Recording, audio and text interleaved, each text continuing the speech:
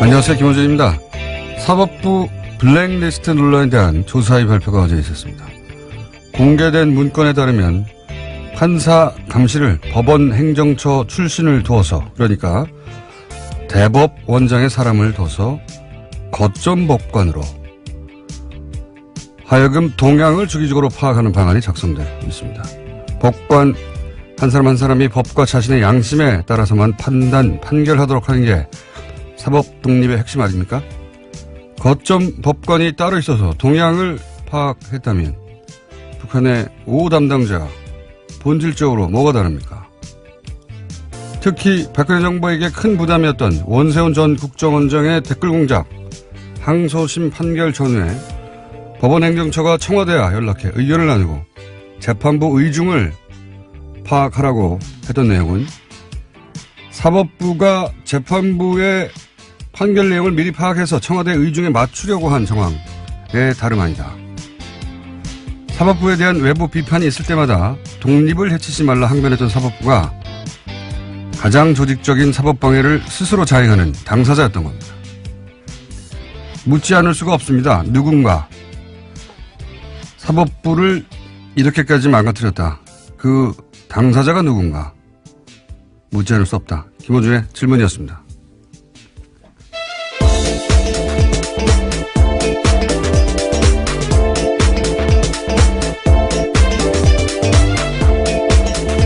시사인의 김은지입니다. 네. 굉장히 큰 뉴스죠, 사실은. 네, 그렇습니다. 네. 사법부가 독립이 헤쳐졌다라는 건데요. 근데 그게 이제 사법부 내부에서부터 그런 일을 조직적으로 했다는 게, 가장 큰 포인트입니다. 네. 이게 뭐 어디서 찍어 눌러서 예전에 군사정권처럼, 협박을 해서 그게 아니고 사법부가 스스로, 예, 법원 행정처 사람을 거점 법관은 뭡니까? 거점 법관을 둬서 동향을 파악하도록 했다.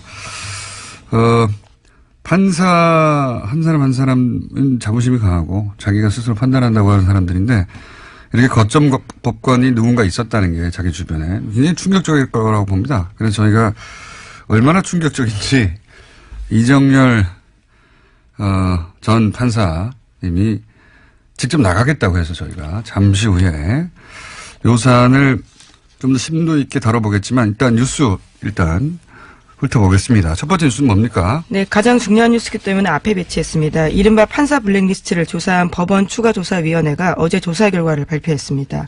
2015년 원세훈 전 국정원장의 댓글 사건 재판 과정에 박근혜 정부 청와대 민정수석실이 개입한 정황이 나온 건데요. 이 문서에는 당시 우병우 수석이 이끄는 박근혜 정부의 청와대 민정수석실에서 법원 행정처의 항소 기각을 기대하면서 판결 전망을 문의했습니다. 그러자 행정처가 재판부의 의중을 간접적으로 파악하려고 노력하고 있다라고 썼는데요.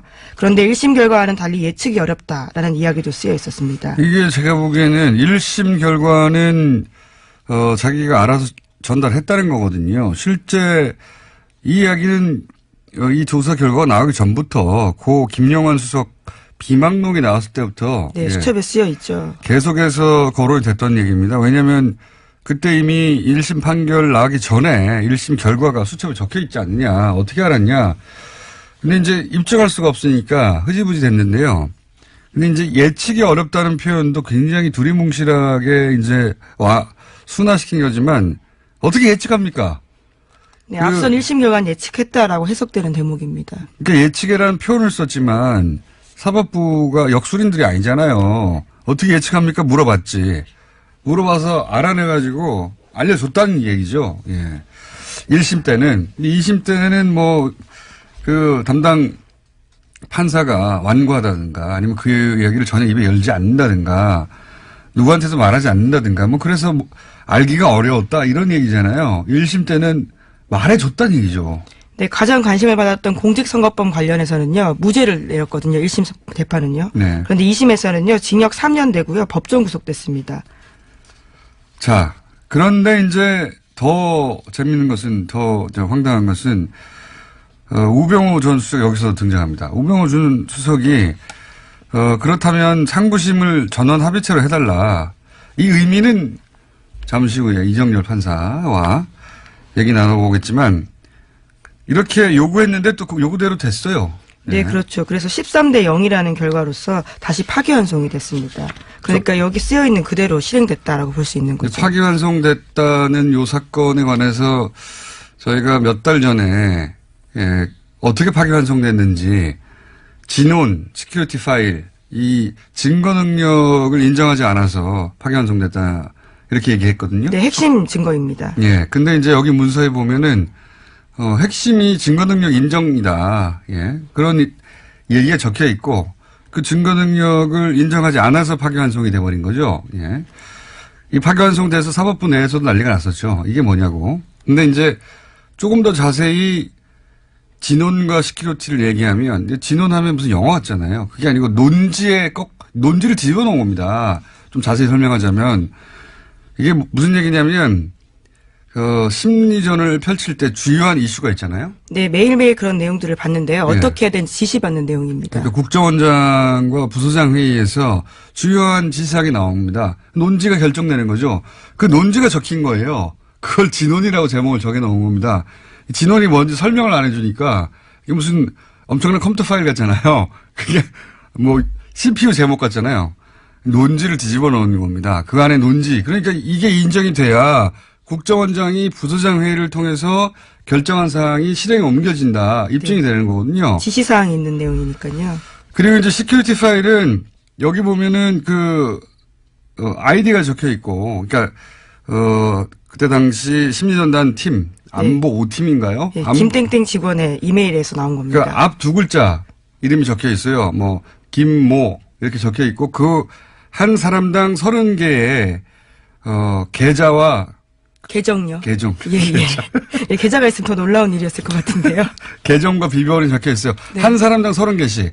그리고 22명의 그 실제 명단하고 정확하게 일치해요. 그러니까 이게 초창기의 트윗 계정 아이디라고 하는 거거든요. 이것도 이런 논지가 결정되면 이런 사람들이 퍼뜨렸다. 결정적인 거죠. 예, 심리전의 범위가 확 넓어지는 겁니다. 예. 그러니까 지시사항을 그대로 수행했다. 이거는 뭐 이게 인정되면 흔히 말하는 요즘 빼박인 거죠. 빼박. 그런데 이거를 증거 능력을 인정하지 않았어요. 왜 인정하지 않았냐? 본인의 이메일이 맞고 본인의 이메일에서 나온 것도 맞고 본인의 이메일에 해킹된 적도 없고 그런데 내가 작성한 게 기억나지 않는다. 예, 갑자기 그렇게 부인했습니다. 처음에 재판 나왔을 때만 하더라도 그렇게 이야기 안 했는데요. 어디서 코치를 받고 왔는지 두 번째 재판 나왔을 때 그렇게 말을 바꿨거든요. 본인의 이메일이고 그리고 해킹된 적도 없고 자기께 맞으면 부인할 수가 없잖아요. 그래서 부인하지 않았어요. 근데 갑자기 부인을 합니다. 기억나지 않는다고. 그랬더니 증거 능력이 없다고 파기환송을 해버린 거, 이거 황당한 일이 벌어졌는데 그게 그냥 벌어진 게 아니라 이런 주고받는 상황에서 이런 일이 벌어졌다는 겁니다. 예, 대법원 행정처가 코치했다라고 볼 수밖에 없는 상황이죠. 당연히 그렇게 의심을 할 수밖에 없는 겁니다, 이제. 그런 일이 그러니까 특정 재판에 대해서 사실은 이렇게 끌고 가야 되겠다고 청와대와 사법부의 법원 행정처에서 계속 의논했던 거죠. 그래서 이렇게 하면 된다. 그래서 그 방향으로 가서 실제 그렇게 얼토당토하는 결과를 내버린 거예요. 네, 그 증거가 나온 겁니다. 이번에 물증이요. 더 황당한 것은 지금 이게 이제 사법부가 자체적으로 그 당시 그 당시 행정처에서 쓰이던 그 주요한 그 컴퓨터를 다 열어본 게 아니에요. 다 네, 열어본 그렇습니다. 게 아니고 지금 법원 행정처에서는 거부했어요. 달라 그러는데. 거부를 해가지고 키워드 검색을 한 겁니다. 또 똑같이. 국방부 자체 조사가 우리가 신뢰할 수 없다고 하는 이유 중에 하나가 압수수색을 못하게 하는 거 있잖아요. 마찬가지입니다. 여기서는 키워드 검색을 해서 걸린 것만 나온 거고요. 게다가 그 컴퓨터에서 발견된 파일이 그런 방식으로 한 760개 정도 되는데 이 중에 300개는 이미 삭제된 거예요. 760개를 그럼 다 열었냐? 열지 못했어요. 760개 대부분을 열지 못하고, 왜냐하면 거기 비밀번호가 걸려있기 때문에 비밀번호가 걸려있는 걸 열지 못하고 나온 게 이 정도예요. 네, 사실 비밀번호 걸려있는 것도 설정을 풀 수 있는데요. 해당 판사들이 비밀번호를 알려주지 않아서 열어보지 못하고 있다고 합니다. 이게 조사도 아니에요. 제대로 된. 그냥 열려있고 키워드에 걸려있는 일부 파일에서만 이렇게 나온 겁니다. 이 정도가. 근데 비밀번호를 걸었으면 더 민감할 거 아닙니까, 내용이. 그걸 열어보지도 못한 거예요. 네. 네, 그리고 핵심 인물로 꼽히고 있는 임종원 전 법원행정처 처장이 있습니다. 차장이 있는데요. 이 사람이 사용하던 공용 컴퓨터는 아직까지도 조사를 하지 못하고 있다고 합니다. 이게 이제 상식적으로 이해가 잘 안 가실 수 있는데, 이건, 직장 내에서, 비유를 하자면, 직장 내에서 자기들끼리 조사한 거예요. 말하자면. 그것도 직장 내 다른 부서에서, 우리 안 된다고, 그거. 검사 못 한다고. 조사 못 한다고 해가지고, 그거 못 한 거예요.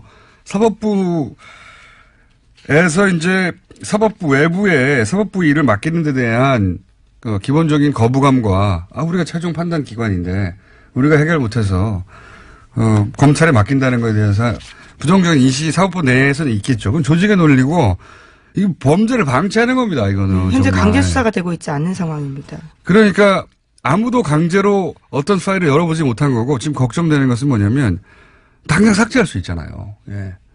하드만 떼가지고, 하드만 떼면 어떻게 합니까? 자기 PC 하드 떼가지고 가져간다든가, 누군가 시켜서 밤에 삭제한다든가, 디가우징 한다든가, 뭐, 기타 등등 여러 가지 방법으로 특정 파일을 군사 수준으로 반복 삭제하는 것도 있고, 여러 가지 방법이 있거든요. 그렇게 할 수도 있는 거예요. 이 답답합니다. 이거 수사해야 한다라고 저는 생각하는데, 이정열 판사에게 물어보겠습니다. 대체 어떻게 해야 되는지. 그냥 일반인의 상식을 보면 이게 말이 되나? 이렇거든요. 아니, 이렇게 파일이 많은데 이걸 다 열어보지도 못하고, 안 주면 조사도 못하고, 이미 검색어로 나온 것만 해도 이게 법 위반이 명백한데 판사들이 이런 법 위반을 그냥 두는 거잖아요. 이거 답답합니다. 큰 사건입니다, 아주. 잠시 후에 집중적으로 다뤄보기로 하고요. 자, 다음 뉴스는 뭐가 있습니까? 네, 다스 관련 소식 빼놓을 수 없습니다. 이명박 전 대통령의 다스 설립 자금 4억 2천만 원 됐다라는 핵심 증언이 나왔습니다. 시사인 보도인데요. 김성우 전 다스 사장의 검찰 진술이기도 합니다. 이 전 대통령이 다스 설립 자금을 됐다라는 증언이 나온 것은요, 이번이 처음입니다. 설립 자금의 액수가 나온 게 처음이군요. 네, 4억 2천만 원 냈다고 합니다. 1987년에 설립이 됐는데요. 당시에는 대부기공이란 이름으로 열렸습니다. 자, 다스 관련 소식이 이제 특활비가 갑자기 터지면서 약간 뒤로 미뤄져 있는데, 다스는 사실 거의 수사가 끝났다라는 이야기도 들립니다. 입증을 사실상 한 거나 마찬가지다. 소환만 남았다. 이런 얘기가 있긴 합니다. 네, 그런데 그 중에서 이제 다스를 이명박 전 대통령이 설립했다라고 하는 이야기는 나왔는데, 돈이 초기 자본금 4억 2천이 이명박 전 대통령으로 나왔다. 액수가 특정됐습니다. 자, 다음 뉴스는요? 네, 검찰이 이상득 전 의원, 그러니까 이명박 전 대통령의 둘째 형인 이상득 전 의원의 국정원 특수활동비 받아간 정황을 포착했다라고 하는데요. 이명박 정부 시절에 있었던 일입니다. 목욕만 당시 국정원 기조실장 등 관계자들의 진술인데 2011년에 억대 돈을 받아갔다라는 겁니다. 직접 자기가 줬다라는 이야기도 하고 있는데요. 당시는 인도네시아 대통령 특사단이 방 안에서 있었는데 숙소에 침입했던 일이 있었습니다. 국정원 직원들이 들켰는데요. 그 상황을 무마하기 위해서 돈을 준 게 아니냐라는 의혹이 나오고 있습니다. 어제는 이제 윤석 여사 관저 행정관이 돈을 받은 걸 인정했죠. 예. 쇼핑백에 돈이 왔다. 예, 방식까지 구체적으로 나왔습니다. 본인이 먹지 않은 한, 그 돈은 그러면 김 여사에게 전달됐을 테니까 이제는 이제 가족으로 지금 확대되고 있는 와중인데, 형 이야기도 나온 거죠. 형이 당시에 특수활동비를 그 형에게, 이명박 전 대통령 형, 이상득 전 의원에게 줬다고 하는 이제 진술이 나온 거죠. 근데 이때 이제 그 검찰에서는 국정원이 당시 위기에 몰려 있었기 때문에 그 상황을 돌파하기 위해서 이런 돈을 준 게 아니냐, 뭐 이런 이야기인데, 이거 굉장히 재밌는 사건입니다. 인도네시아 대통령 특사단이, 방문했을 때, 괴한이 침입했다, 뭐 이런 뉴스가 나왔었거든요. 네, 그래서 경찰에 신고됐습니다. 인도네시아 대통령 특사단에서 신고할 수밖에 없죠. 이 당시 사건이 어떻게 되냐면 굉장히 재밌어서 잠깐 말씀드리면, 이명박 전 대통령 면담이 잡혀 있는 날이었어요. 그래서 이제 특사단이 면담을 하러 가는 거였거든요. 그러니까 비는 게 분명하죠. 그러니까 면담이 있다는 걸 알았던 거예요. 예. 나중에 이제 국정원 직원들로 드러났으니까 국정원에서는 면담이 있는 걸 알고 당시 남자들 여자 한 명으로 이루어진 3인조가 투입됩니다. 그래서 이제 노트북에서 뭘 카피하고 있는데 그중에 한 사람이 뭘 놓고 갔는지 다시 돌아온 거예요. 들켰죠. 들켰는데 웃긴 건 그럼 한 사람이 망을 보든가 했어야 되는데 3명이 다 바빴나 봐요. 방에 들어와가지고 들켰어요. 들켜가지고 진짜 웃긴 것은 여기서부터 들켰으면 냅다 도망가서 자기 신원이 드러나지 않도록 해야 되잖아요. 그중에 노트북 한 대를 들고 나갑니다. 그렇죠. 들고 나가니까 이 특사단 입장에서는 없어진 게 없으면 뭐 신고를 안 했을 수도 있을지도 모르겠습니다. 노트북 하나 들고 도망갔잖아요. 당연히 신고를 했죠. 그 호텔에서 찾았어요. 국정원이면 깜짝같이 사라졌을 것 같잖아요. 19층에 숨어 있다가 잡힙니다. 이 사람들이. 특수훈련을 받은 국정원 요원이라고 보기엔 굉장히 어설픈 일들이 많아서요. 물건을 훔쳤다는 점도 굉장히 문제지만 들켰다는 게 더 문제인 것 같습니다. 웃기지만 그러니까 첩보기관의 입장에서 보자면 들킨 게 더 문제죠. 그렇죠. 예, 들키지 말았어요. 했으면. 더 웃긴 건 비상통로에서 발견됐거든요. 발견되니까 노트북을 주고 다시 도망가요. 굉장히 제가 보기에는 그 세계 첩보기관 사상 가장 치욕적인 사건 하나로 정말 망신스러운 일입니다. 전 세계 베스트 10 안에 들어갈 정도의 사건입니다. 이게 노트북 들켰는데 눈앞에서 노트북 하나 들고 도망가고 그것도 비상통로에 숨어 있다가 호텔 직원한테 잡히니까 냅다 노트북을 돌려주고 다시 도망가고. 여기서 좀 이상한 점은 호텔 방문을 어떻게 열었느냐. 이 침입한 흔적이 없다. 예, 그럼 카드키를 가져가는 거 아니냐. 호텔이 협조한 거 아니냐. 게다가 이 비상통로에서 발견됐을 때 잡혔어야 되잖아요. 노트북을 주고 어떻게 도주하였냐. 도주도 이상합니다. 네, 그래서 당시에 국정원 별명이 걱정원이었습니다. 워낙 걱정 끼치는 일들이 많다고요. 그때 돌았던 변명이 더 웃깁니다. 바로 2층에 국정원 기관에서 쓰던 방이 있었는데 그 방에서 노트북을 가져오라고 했는데 방 번호를 잘못 알아가지고 그 아래층에서 그걸 가져갔다. 이런 식으로 해명했거든요. 말도 안 되는 소리죠. 그런데 직원 누군가 들어오는데 그 노트북 하나를 왜 들고 도망갑니까? 방 잘못 알았습니다. 해명해야 되죠. 예, 말도 안 되는 소리인데 어쨌든 그렇게 웃긴 사건이었습니다. 이게 생각이 나서 댓글 공작이 아무래도 치중하다 보니까 정보기관 본연의 역할을 제대로 못하는 게 아닌가. 굉장히 치욕적인 사건이었고 그래서 이제 하도 질타를 받다 보니 이런 식으로 국면을 넘기려고 당시 이제 이상득 전 의원 같은 경우에는 그 형님이고 힘이 막강했으니까 로비를 한 게 아닌가. 당시 예산이 줄어든다든가 이런 일이 있을까봐 이런 의구심을 가지고 이제 있는 거죠. 예, 의심을. 이제 소환해서 추궁한다고 합니다. 자. 네, 어제 압수수색도 있었습니다. 웃긴 사건이었습니다. 그때 특활비가 건네졌을 줄이야. 자, 다음 뉴스는 뭡니까? 네, 어제 박근혜 전 대통령 재판의 증인으로 안봉근 전 비서관이 나왔습니다. 안 전 비서관은 박근혜 전 대통령에게 보고할 때 최순실 씨가 있었다라는 진술을 했는데요. 문고리 3인방으로 불린 이재만, 안봉근, 정우성 전 비서관이 있는데 이 세 사람이 보통 일요일 오후 3, 4시 청와대 관저에서 박근혜 전 대통령에게 업무를 보고했다고 합니다. 이때 최순실 씨가 옆에 있었다라고 합니다. 옆에 있었던 것까지는 놀랍진 않아요. 이제 놀랍지 않은데 이 상하관계가 여실히 드러나는 증언이에요. 그러니까 문고리 3인방은 김기춘, 예, 막강했던 김기춘 비서실장조차 문고리 3인방을 어려워했다고 하거든요. 근데 이제 최순실 씨는 전혀 어려워하지 않았던 거죠. 예. 최순실 씨는 문고리 3인방도 어려워하지 않았을 뿐만 아니라 박근혜 전 대통령도 어려워하지 않았어요. 여기 보면 대통령한테 보고를 하는데 그냥 들락날락 왔다 갔다 했다는 거잖아요. 예, 다 앉아있는데 혼자만 계속 왔다 갔다 하고 있었다고 합니다. 그러니까 보통 이제 대통령한테 누군가가 참모들이 보고하고 하면 그 자리에서 참석하거나 참석하지 않거나 하는 것이지 어른들한테 얘기하는 왔다 갔다 하지 않잖아요. 대통령이 아니어도 왔다 갔다 했다는 거예요. 그리고 누구도 그러지 말라거나 나가 있으라거나 말하지 못하였다. 예,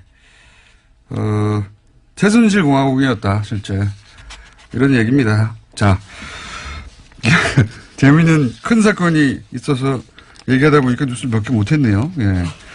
제목 한두 개 정도는 읊고 지나가야 되겠습니다. 예, 어떤 걸로 할까요? KBS 네이버 그리고 평창 올림픽이 있는데요. 예. 예. 제목만 읽어주세요. 예, 알겠습니다. 고대훈 KBS 사장에 대한 해임 제청안이 어제 이사회에서 가결됐습니다.